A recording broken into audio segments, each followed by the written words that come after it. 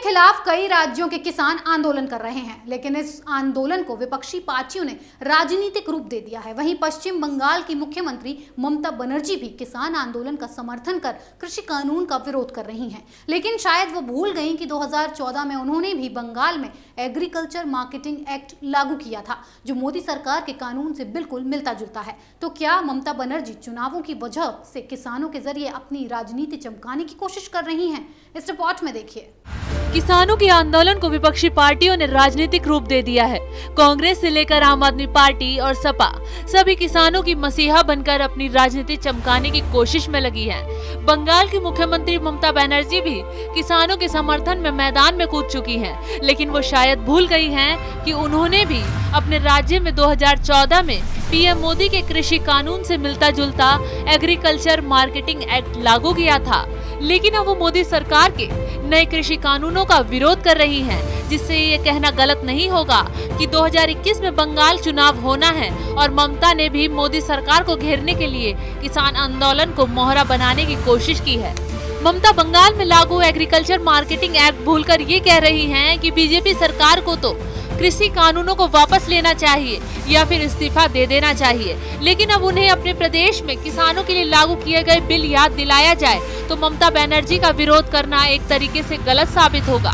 बात करें मोदी सरकार के नए कृषि कानून की, तो मोदी सरकार के नए कानून के तहत किसानों को अपने उत्पाद कहीं भी भेजने की छूट मिलती है। साथ ही कॉन्ट्रैक्ट फार्मिंग की स्थिति में प्राइवेट कंपनियों की मनमानी पर भी लगाम लगती है।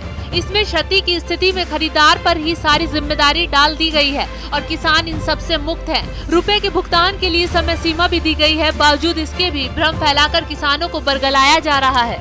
तो वहीं ममता बनर्जी के बंगाल में लाए गए कानून पर एक नजर डालें तो पश्चिम बंगाल सरकार ने 2014 में जो agriculture produce marketing regulation bill pass कराया था, उसमें दावा किया गया था कि इससे किसानों को अपने उत्पादों के उचित दाम मिलेंगे।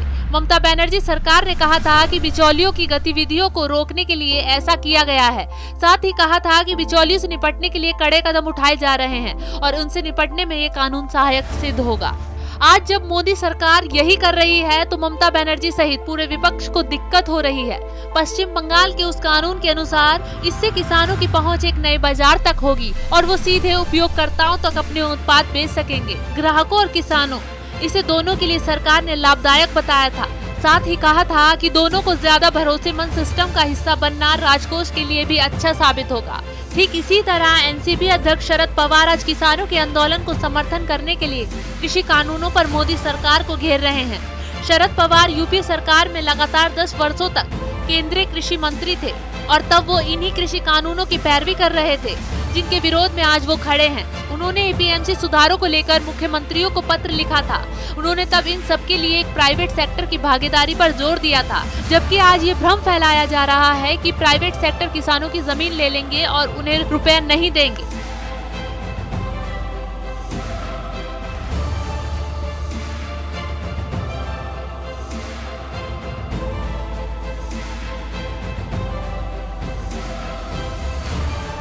सभी विपक्षी दल किसानों के जरिए अपनी राजनीतिक रोटियां सेकने का काम कर रहे हैं। बंगाल में ममता बनर्जी ने 2014 में केंद्र सरकार के जैसा एग्रीकल्चर मार्केटिंग एक्ट लागू किया था और वो आज खुद बंगाल चुनाव को देखते हुए अपने बिल को भूलकर केंद्र सरकार के कृषि कानून का विरोध कर रही हैं। वहीं किसानों के मसीहा बन रहे शरद पवार भी भूल गए हैं कि यूपीए सरकार में उन्होंने एपीएमसी सुधारों को लेकर मुख्यमंत्रियों को पत्र लिखा था, जिसमें कृषि क्षेत्र में प्राइवेट कंपनियों की भागीदारी पर जोर देने की बात कही थी।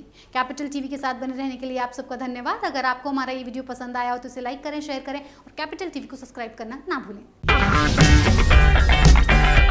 अगर आपको हमारा वीडियो पसंद आया हो तो इसे लाइक करें, हमारे चैनल को सब्सक्राइब करें और हाँ, बेल आइकन दबाना ना भूलें ताकि आप तक हमारे वीडियो की नोटिफिकेशन पहुंचती रहे। आप अपना सुझाव हमें कमेंट बॉक्स में दे सकते हैं। हमारे साथ जुड़ने के लिए शुक्रिया।